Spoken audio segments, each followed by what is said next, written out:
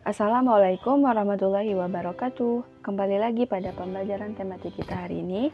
Mari kita buka pembelajaran hari ini dengan melafazkan basmalah. Bismillahirrahmanirrahim.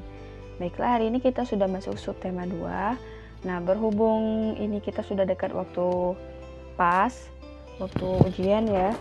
Jadi karena masih ada satu tema yang harus kita selesaikan, Umi agak percepat ya belajarnya, materinya, tapi insya Allah tidak mengurangi materi yang akan atau yang perlu disampaikan.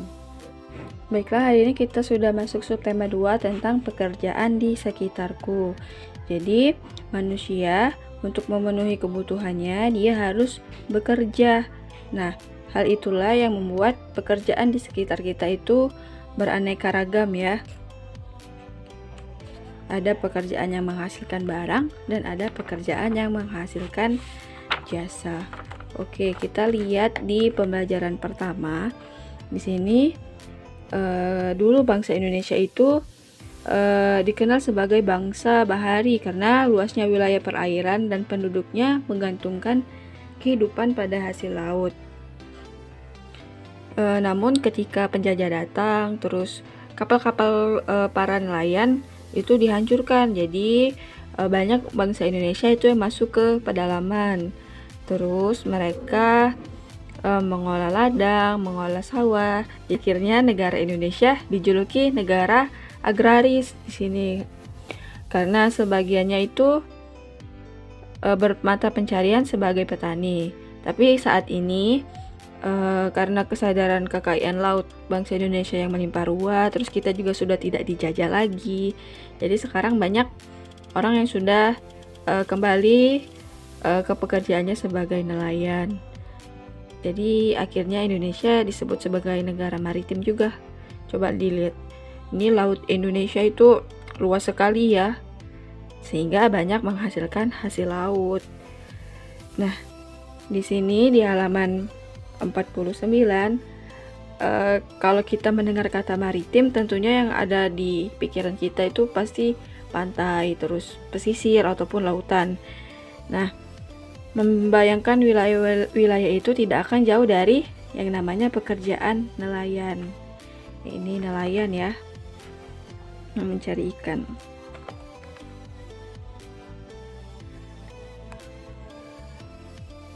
Selanjutnya di halaman 50 sampai 51 itu ada teks tentang kehidupan seorang nelayan. Ini ada cerita ya. Cerita tentang kehidupan seorang nelayan. Silakan anak-anak baca sendiri aja ceritanya dari halaman 50 sampai halaman 51. Nah, biar Umi tahu kalau anak-anak sudah baca, silakan dijawab soal-soalnya ya. Nomor 1 sampai 5 dari cerita yang tadi. Nah, seperti yang Umi jelaskan tadi bahwa Indonesia adalah negara maritim, jadi ikannya itu banyak baik di sungai maupun di laut. Itu bisa kita nikmati, tapi kita tidak boleh menangkapnya dengan cara menggunakan bom, diracun ataupun menggunakan aliran listrik karena akan menyebabkan banyak ikan yang mati. Bukan hanya ikan-ikan yang besar yang mati, tapi juga ikan-ikan kecil dan makhluk hidup lainnya. Sebenarnya ini udah kita bahas ya pada bab sebelumnya. Jadi kalau misalnya mau mencari ikan, gunakan saja jala ataupun alat pancing yang tidak membahayakan kehidupan biota laut. Nah, untuk alat-alat dari nelayan tradisional sama modern bisa anak-anak lihat ya di halaman 56. Jadi kalau nelayan tradisional dia pakai kapal. Maksudnya pakai sampan. Pakai sampan kayak gini ya. Biasanya nggak pakai mesin nih, mereka pakai dayung atau pakai tenaga angin. Kalau yang modern mereka sudah pakai kapal yang besar, terus jaring yang digunakannya juga lebih besar. Kita lanjutkan di halaman 57. Kita kegiatan ekonomi, kita juga udah belajar tentang produksi, konsumsi, dan maksudnya produksi, distribusi, dan konsumsi. Bisa kalau produksi itu apa? Produksi adalah kegiatan menciptakan, menghasilkan, mengolah barang ataupun jasa. Kita udah belajar ya, kita review sebentar. Kalau distribusi itu erat kaitannya dengan penyaluran. Kalau konsumsi itu pemakaian, baik barang ataupun jasa. Itu udah kita pelajari, silakan anak-anak ingat-ingat kembali. Nah, ini juga kita udah bahas tentang lambang Pancasila sila kedua, itu rantai. Nah, udah kita bahas juga kalau rantainya ini ada bentuk lingkaran, ada yang berbentuk segi persegi. Itu kalau yang lingkaran itu melambangkan perempuan, sedangkan kalau yang laki-laki itu kalau yang persegi itu melambangkan laki-laki, dan mereka saling berhubungan satu sama lain. Itu menggambarkan bahwa baik laki-laki ataupun perempuan itu membutuhkan satu sama lain untuk bersatu hingga akhirnya nanti bisa kuat seperti rantai. Baiklah, kita lanjutkan. Nah, tentang sila kedua, tadi kan lambang sila kedua rantai udah kita bahas. Sekarang kita lanjutkan tentang makna dan nilai yang terkandung dalam sila Pancasila dalam sila kedua. Nah, sila kedua ini mengandung makna bahwa negara Indonesia itu mengakui adanya manusia yang bermartabat. Jadi dalam sila ini maksudnya sebagai manusia kita perlu memperlakukan manusia lain secara adil dan beradab, di mana manusia memiliki daya cipta, terus rasa, karsa, niat, dan keinginan, sehingga jelas adanya perbedaan antara manusia dan hewan. Di sini ada makna-makna dalam Pancasila sila kedua. Yang pertama itu mengembangkan sikap tenggang rasa, saling mencintai sesama manusia, menjunjung tinggi nilai kemanusiaan, gemar melakukan kegiatan kemanusiaan, tidak semena-mena terhadap orang lain, berani membela kebenaran dan keadilan, mampu melakukan yang baik demi kebenaran, menjaga kepercayaan orang, dan ramah dalam masyarakat. Jadi kalau sila pertama hubungan dengan Tuhan, kalau sila kedua ini hubungannya dengan sesama manusia. Itu ya kata kuncinya. Jadi hubungannya dengan sesama manusia. Nah, di sini ada nilai-nilai yang terkandung dalam Pancasila sila kedua, yaitu pengakuan terhadap harkat dan martabat manusia, pengakuan terhadap keberadaan manusia sebagai makhluk yang paling mulia yang Tuhan ciptakan, terus menjunjung tinggi nilai kemanusiaan dan harus mendapatkan perlakuan yang adil terhadap sesama manusia. Dan yang keempat, mengembangkan sikap tenggang rasa agar tidak berbuat semena-mena terhadap orang lain. Ini ada butir-butir sila kedua dalam Pancasila. Ada 8 butir. Pokoknya intinya kalau sila kedua ini hubungannya dengan sesama manusia. Bagaimana kita harus menghargai, terus harus tenggang rasa dengan sesama manusia agar terciptanya kemanusiaan yang adil dan beradab. Itu ya. Di sini ada cerita tentang Pak Ridwan Kamil di halaman 61 sampai halaman 62. Berhubung ini teksnya lumayan banyak ya kalau Umi bacain, jadi silakan anak-anak baca sendiri ya teks tentang Ridwan Kamil ini. Umi sudah baca. Jadi kalau misalnya dihubungkan dengan Pancasila sila kedua, bagaimana karakter Bapak Ridwan Kamil ini jika dihubungkan dengan Pancasila? Jadi Bapak Ridwan Kamil ini memiliki sikap tenggang rasa kepada sesama manusia. Jadi dia berusaha untuk membantu manusia lain. Tapi untuk lebih jelasnya silakan anak-anak baca sendiri aja di halaman 61 sampai halaman 62. Selanjutnya di halaman 67 itu ada cara pengolahan rumput laut menjadi agar-agar. Jadi ada 8 proses ya. Untuk lebih jelasnya simak video berikut ini ya. Dalam membuat agar-agar kertas, UD Rumput Laut Mandiri menggunakan bahan baku rumput laut jenis alga merah atau yang dikenal dengan agar merah yang mempunyai nama latin Gracilaria. Namun jika agar merah sulit didapatkan, maka pembuatan agar-agar menggunakan bahan baku rumput laut jenis kotoni. Langkah pertama dalam pembuatan agar-agar kertas adalah proses pencucian dan pembersihan.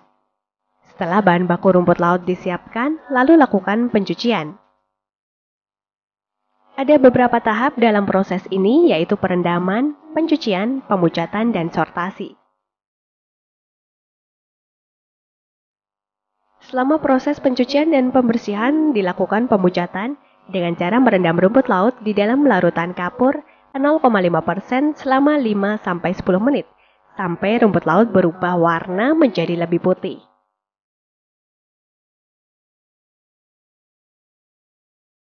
Kenapa kita cuci sama kapur sirih? Karena itu supaya bakteri-bakteri yang ada di rumput ini supaya larut dan lagi supaya hilang dan lagi supaya bersih.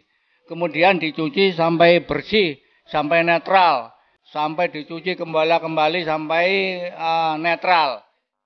Setelah itu, rumput laut dicuci kembali dengan air bersih sambil diremas-remas serta disortasi untuk memisahkan kotoran berupa pasir, karang, jenis rumput laut lain, dan sebagainya.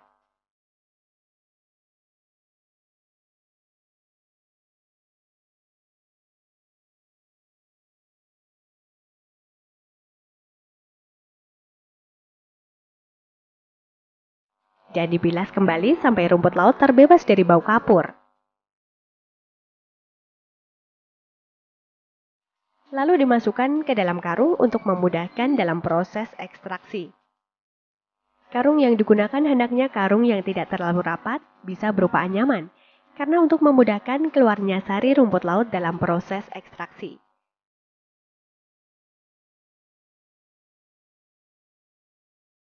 Jangan lupa karung tersebut diikat terlebih dahulu agar selama ekstraksi rumput laut tetap terjaga di dalam karung. Nah, kemudian itu langsung kita masukkan ke rebusan. Selanjutnya, rumput laut diekstraksi atau perebusan. Rumput laut direbus dengan total air perebusan sebanyak 14 kali berat rumput laut kering selama 2 jam dengan suhu panas 850 sampai dengan 950 derajat Celcius dan pH antara 6 sampai 7. Agar hemat, perebusan bisa menggunakan bahan bakar kayu. Selama direbus, rumput laut akan mengeluarkan sari dan akan mengeluarkan busa. Ini dari bahan satu drum ini 180 liter. Ini kita isi 10 kilo bahan. Jadi 2 drum ini 20 kilo bahan. Kalau 3 drum kita 30 bahan, 30 kilo bahan. Nah itu apabila kita masak 20 kilo, ini hasil kertasnya yang bagus. Itu kalau rumputnya itu bagus, ini bisa mencapai 5 kilo. Tapi apabila kurang bagus, kita bisa melorot sampai 4 kilo. Setelah mendidih, rebusan rumput laut ini diaduk terus-menerus agar rumput laut mengeluarkan sarinya secara maksimal dan tidak mengendap.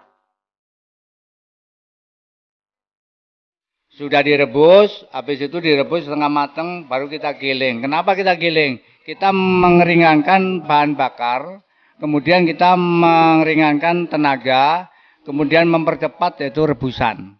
Rumput laut yang telah dikeluarkan dari tempat perebusan selanjutnya dibuka tali pengikat karung dan dituangkan ke dalam ember.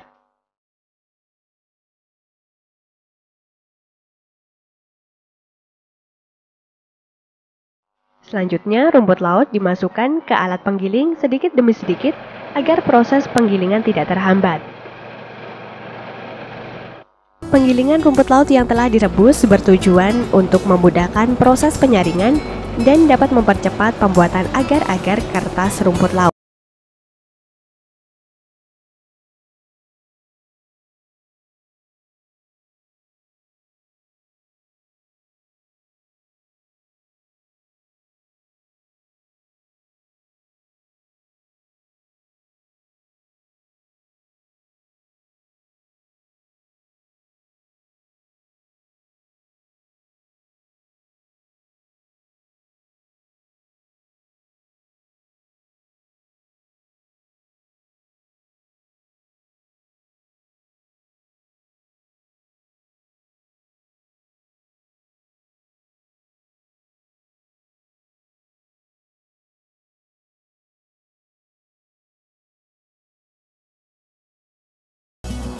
Penyaringan ini dilakukan 2 kali agar ampas benar-benar telah terpisah.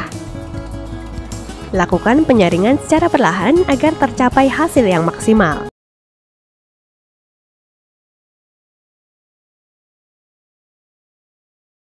Nah, di halaman 74 itu ada teks lagi tentang pekerjaan dokter ini ya. Dokter kan pekerjaan yang menghasilkan jasa ya. Di sini ada teks judulnya Dokter Tanpa Papan Nama. Silakan anak-anak baca di halaman 74 sampai halaman 75. Nanti Umi tanya besok pas saat Zoom pertanyaan yang berhubungan dengan teks ini. Jadi Umi tahu kalian baca atau enggak. Oke, itu saja pembelajaran kita hari ini. Baiklah, itu saja materi kita pada hari ini. Jangan lupa mengerjakan tugasnya di halaman 52 tadi ya, nomor 1 sampai 5. Kerjakan di buku tulis tematik. Terima kasih. Mari kita tutup dengan melafazkan hamdalah. Alhamdulillahirabbil alamin. Umi mohon maaf jika ada kekurangan. Umi akhiri, wassalamualaikum warahmatullahi wabarakatuh.